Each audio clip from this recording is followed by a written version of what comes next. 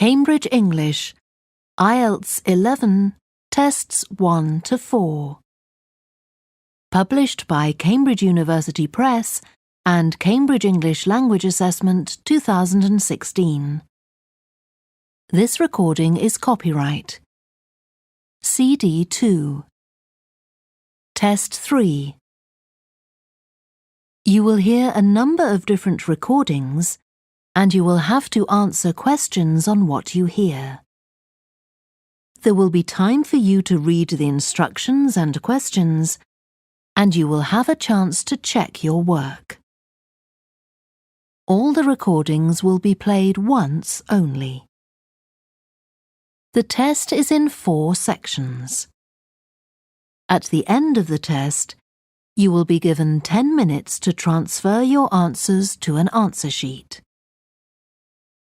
Now turn to Section 1. Section 1. You will hear a woman telephoning a tourist office to ask about free activities. First, you have some time to look at questions 1 to 6.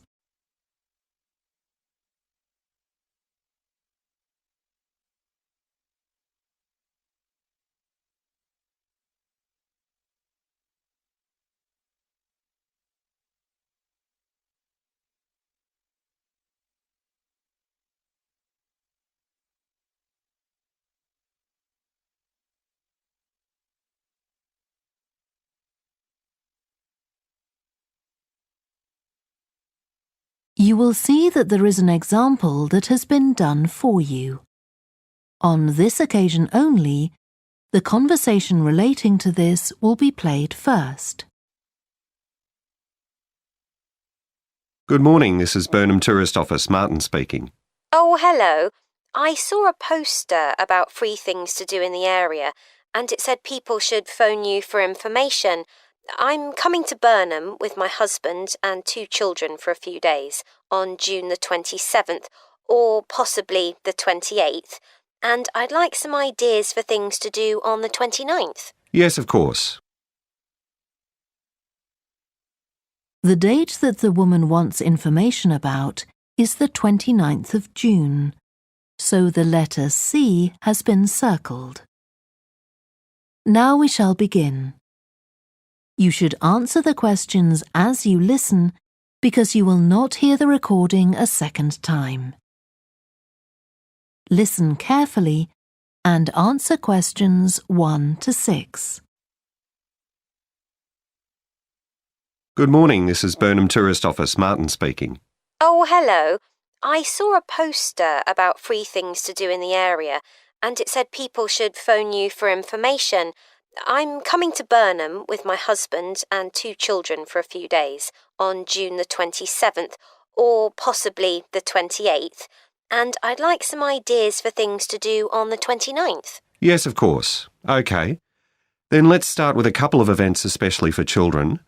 The art gallery is holding an event called Family Welcome that day, when there are activities and trails to use throughout the gallery. That sounds interesting. What time does it start? The gallery opens at 10 and the Family Welcome event runs from 10:30 until 2 o'clock. The gallery stays open until 5, and several times during the day they're going to show a short film that the gallery has produced. It demonstrates how ceramics are made, and there'll be equipment and materials for children to have a go themselves. Last time they ran the event there was a film about painting, which went down very well with the children, and they're now working on one about sculpture. I like the sound of that. And what other events happen in Burnham? Well, do you all enjoy listening to music? Oh, yes. Well, there are several free concerts taking place at different times, 1 or 2 in the morning, the majority at lunchtime and a couple in the evening, and they range from pop music to Latin American. The Latin American could be fun. What time is that? It's being repeated several times in different places. They're performing in the Central Library at 1 o'clock, then at 4 it's in the City Museum, and in the evening at 7:30 there's a longer concert in the theatre.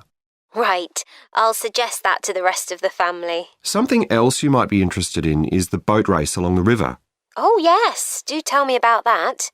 The race starts at Offord Marina to the north of Burnham and goes as far as Summer Pool. The best place to watch it from is Charlesworth Bridge, though that does get rather crowded. And who's taking part? Well, local boat clubs, but the standard is very high. One of them came first in the West of England Regional Championship in May this year. It was the first time a team from Burnham has won. It means that next year they'll be representing the region in the National Championship. Before you hear the rest of the conversation, you have some time to look at questions 7 to 10.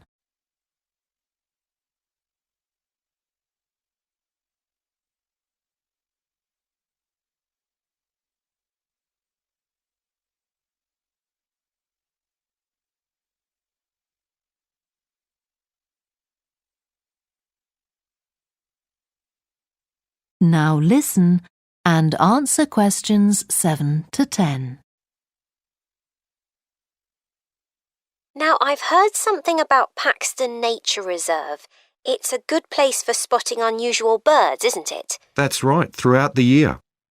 There is a lake there as well as a river, and they provide a very attractive habitat. So it's a good idea to bring binoculars if you have them. And just at the moment you can see various flowers that are pretty unusual. The soil at Paxton isn't very common. They're looking good right now. Right. My husband will be particularly interested in that. And there's going to be a talk and slideshow about mushrooms, and you'll be able to go out and pick some afterwards and study the different varieties. Uh-huh. And is it possible for children to swim in the river? Yes, part of it has been fenced off to make it safe for children to swim in. It's very shallow and there's a lifeguard on duty whenever it's open. The lake is too deep, so swimming isn't allowed there. OK, we must remember to bring their swimming things in case we go to Paxton. How long does it take to get there by car from Burnham? About 20 minutes, but parking is very limited, so it's usually much easier to go by bus, and it takes about the same time. Right. Well, I'll discuss the options with the rest of the family. Thanks very much for all your help. You're welcome. Goodbye. Bye. That is the end of section 1. You now have half a minute to check your answers.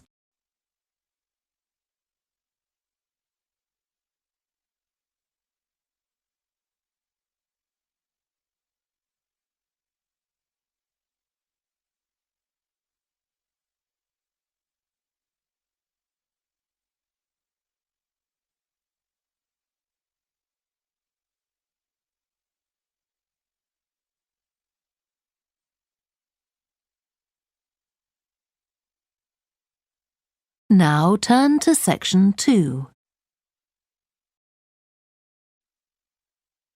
Section 2. You will hear a talk given by a woman called Shona Ferguson about changes in a town called Barford.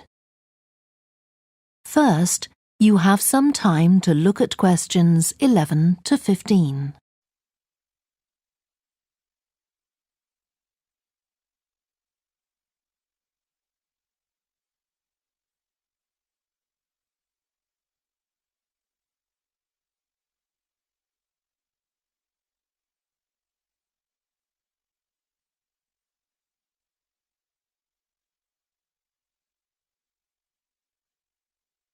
Now listen carefully and answer questions 11 to 15. First of all, let me thank you all for coming to this public meeting to discuss the future of our town. Our first speaker is Shona Ferguson from Barford Town Council. Shona. Thank you. First, I'll briefly give you some background information. Then I'll be asking you for your comments on developments in the town. Well, as you don't need me to tell you, Barford has changed a great deal in the last 50 years. These are some of the main changes. 50 years ago, buses linked virtually every part of the town and the neighbouring towns and villages. Most people used them frequently, but not now, because the bus companies concentrate on just the routes that attract most passengers. So parts of the town are no longer served by buses. Even replacing old, uncomfortable buses with smart new ones has had little impact on passenger numbers. It's sometimes said that bus fares are too high, but in relation to average incomes, fares are not much higher than they were 50 years ago. Changes in the road network are affecting the town. The centre was recently closed to traffic on a trial basis, making it much safer for pedestrians. The impact of this is being measured. The new cycle paths separating bikes from cars in most main roads are being used far more than was expected, reducing traffic and improving air quality. And although the council's attempts to have a bypass constructed have failed, we haven't given up hope of persuading the government to change its mind. Shopping in the town centre has changed over the years. Many of us can remember when the town was crowded with people going shopping. Numbers have been falling for several years, despite efforts to attract shoppers, for instance by opening new car parks. Some people combine shopping with visits to the town's restaurants and cafes. Most shops are small independent stores, which is good, but many people prefer to use supermarkets and department stores in nearby large towns, as there are so few well-known chain stores here. Turning now to medical facilities.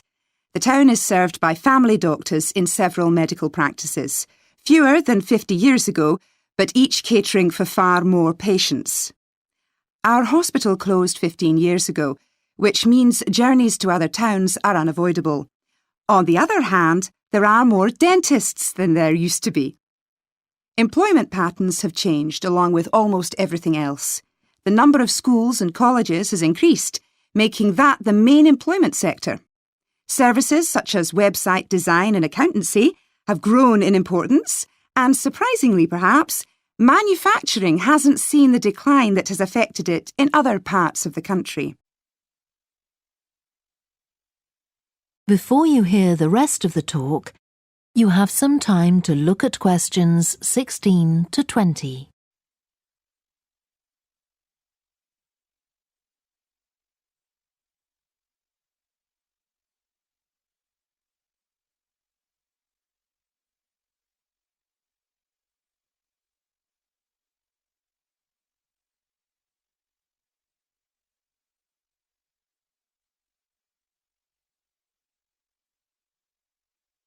Now listen and answer questions 16 to 20. Now I'll very quickly outline current plans for some of the town's facilities, before asking for your comments. As you'll know if you regularly use the car park at the railway station, it's usually full. The railway company applied for permission to replace it with a multi-storey car park, but that was refused. Instead, the company has bought some adjoining land, and this will be used to increase the number of parking spaces. The Grand, the old cinema in the High Street, will close at the end of the year and reopen on a different site. You've probably seen the building under construction. The plan is to have 3 screens with fewer seats rather than just the one large auditorium in the old cinema. I expect many of you shop in the indoor market. It's become more and more shabby looking, and because of fears about safety, it was threatened with demolition. The good news is that it will close for 6 weeks to be made safe and redecorated, and the improved building will open in July. Lots of people use the library, including school and college students who go there to study. The council has managed to secure funding to keep the library open later into the evening, twice a week. We would like to enlarge the building in the not-too-distant future, but this is by no means definite. There's no limit on access to the nature reserve on the edge of town, and this will continue to be the case. What will change, though, is that the council will no longer be in charge of the area. Instead, it will become the responsibility of a national body that administers most nature reserves in the country.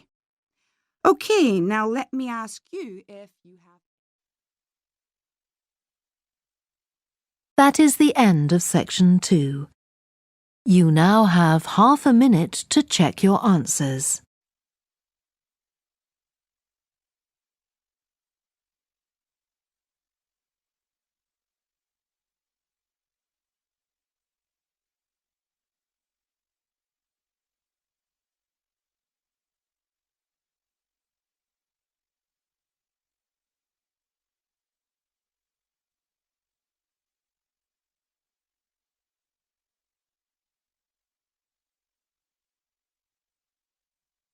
Now turn to section 3. Section 3. You will hear two students called Helen and Jeremy, who are studying creative writing, discussing a project for their course which involves writing and illustrating stories for children. First, you have some time to look at questions 21 to 26.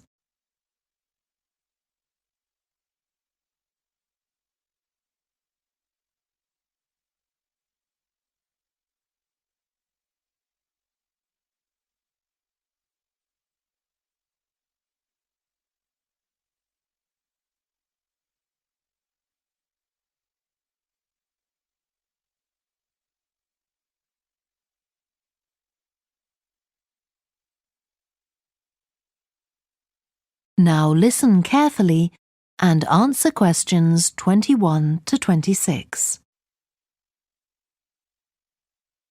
Hello, Helen. Sorry I'm late. Hi, Jeremy, no problem.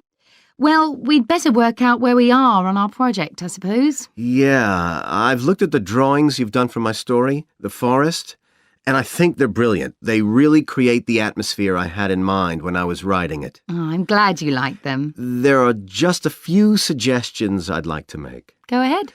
Now, I'm not sure about the drawing of the cave. It's got trees all around it, which is great, but the drawing's a bit too static, isn't it? I think it needs some action. Yes, there's nothing happening. Perhaps I should add the boy, Malcolm, isn't it? He would be walking up to it. Yes, let's have Malcolm in the drawing. And what about putting in a tiger? The one that he makes friends with a bit later. Maybe it could be sitting under a tree, washing itself. And the tiger stops in the middle of what it's doing when it sees Malcolm walking past. That's a good idea. OK, I'll have a go at that. Then there's the drawing of the crowd of men and women dancing. They're just outside the forest, and there's a lot going on.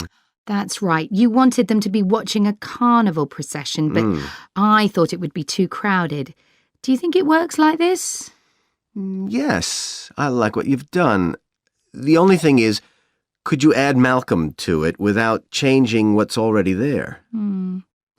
What about having him sitting on the tree trunk on the right of the picture? Yes, that would be fine. And do you want him watching the other people? No, he's been left out of all the fun, so I'd like him to be crying. That'll contrast nicely with the next picture where he's laughing at the clowns in the carnival. Right, I'll do that. And then the drawing of the people ice skating in the forest. I wasn't too happy with that one. Because they're supposed to be skating on grass, aren't they? That's right, and it's frozen over. At the moment, it doesn't look quite right. I see what you mean. I'll have another go at that. And I like the wool hats they're wearing. Maybe you could give each of them a scarf as well? Yeah, that's easy enough. They can be streaming out behind the people to suggest they're skating really fast. Great. Well, that's all on the drawings. Right. So you finish writing your story and I just need to finish illustrating it, and my story and your drawings are done. Before you hear the rest of the discussion, you have some time to look at questions 27 to 30.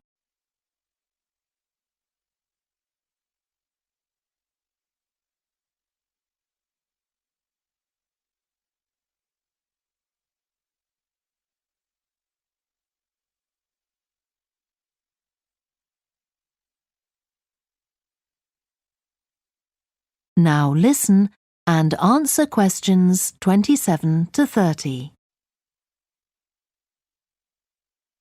So the next thing is to decide what exactly we need to write about in the report that goes with the stories and how we're going to divide the work. Right, Helen. What do you think about including a section on how we planned the project as a whole, Jeremy? That's probably quite important. Yeah, well, you've had most of the good ideas so far. How do you feel about drafting something? Then we can go through it together and discuss it. OK, that seems reasonable.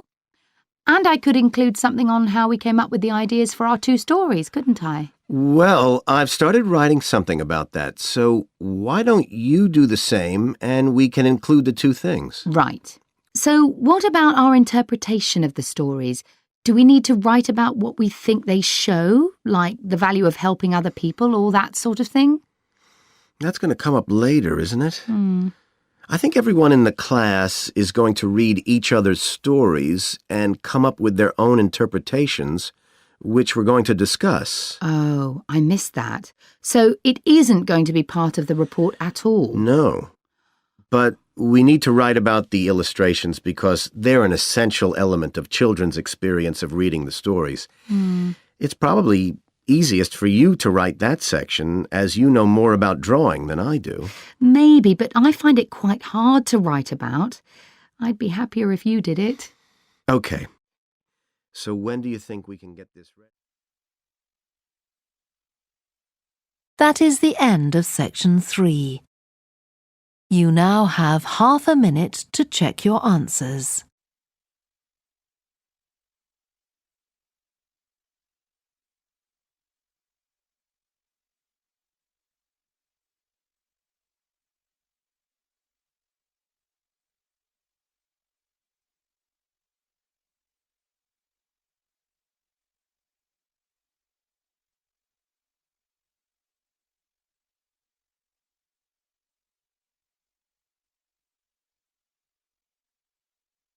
Now turn to section 4. Section 4. You will hear part of a lecture to business students about the use of one particular type of research known as ethnography. First, you have some time to look at questions 31 to 40.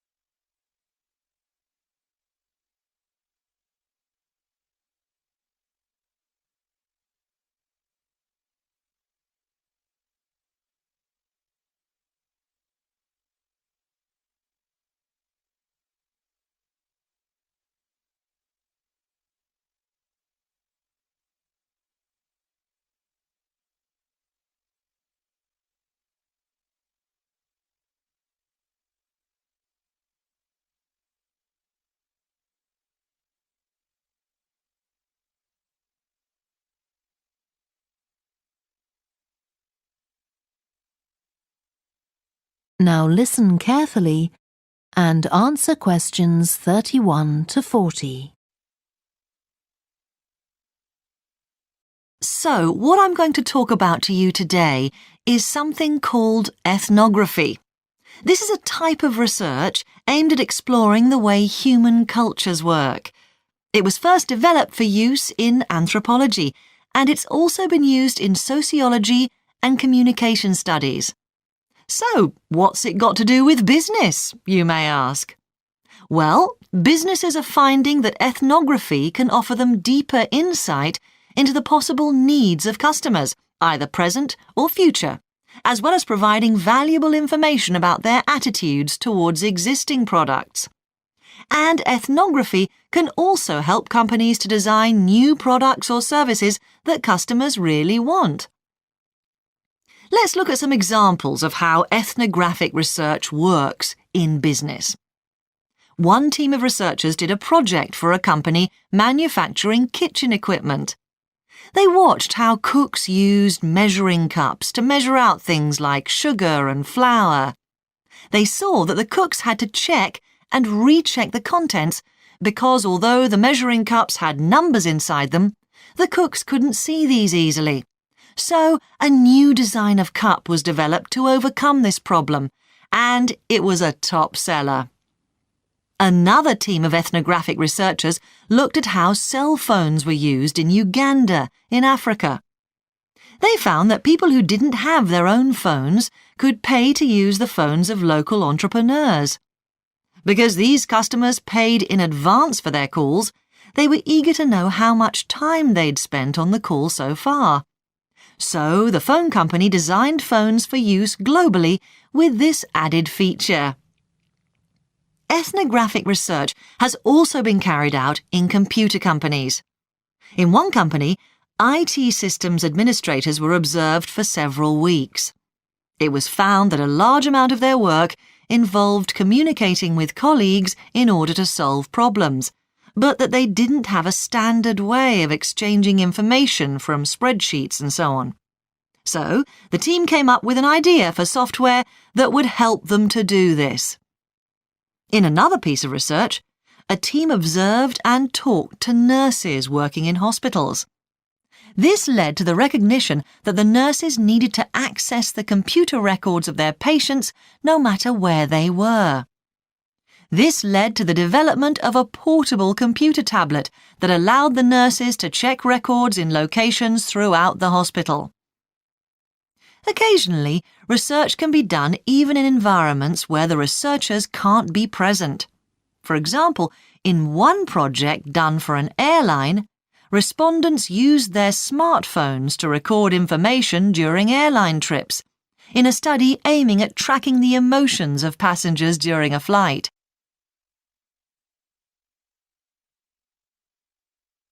So, what makes studies like these different from ordinary research? Let's look at some of the general principles behind ethnographic research in business. First of all, the researcher has to be completely open-minded. He or she hasn't thought up a hypothesis to be tested, as is the case in other types of research. Instead, they wait for the participants in the research to inform them.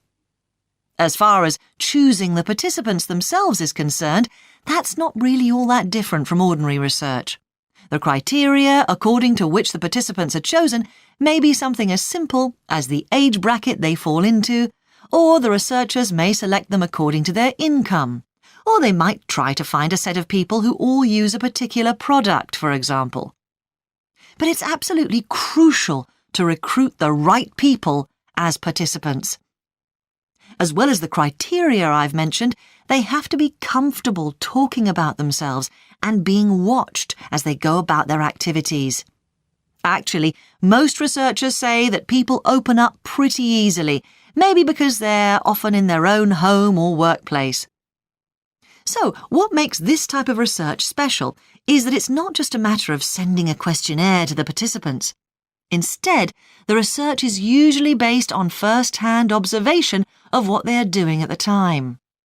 But that doesn't mean that the researcher never talks to the participants. However, unlike in traditional research, in this case, it's the participant rather than the researchers who decides what direction the interview will follow. This means that there's less likelihood of the researcher imposing his or her own ideas on the participant.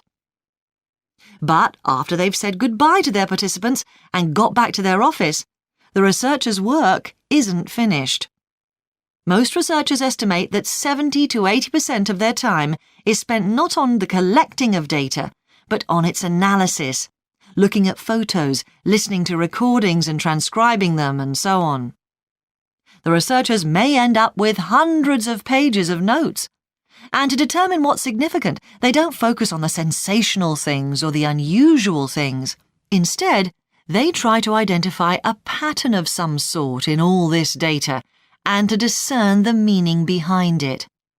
This can result in some compelling insights that can, in turn, feed back to the whole design process. That is the end of section 4. You now have half a minute to check your answers.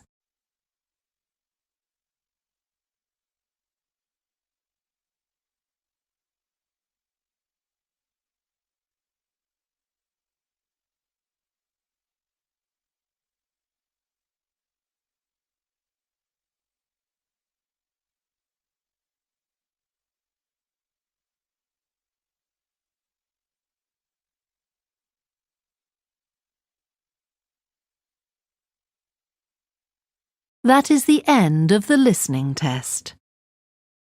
You now have 10 minutes to transfer your answers to the answer sheet. Please stop writing and wait for your question booklet to be collected.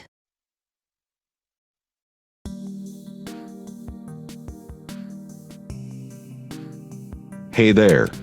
Subscribe to my channel. And also press this bell icon, so you never miss any new updates, cause whenever we upload new video you will get a notification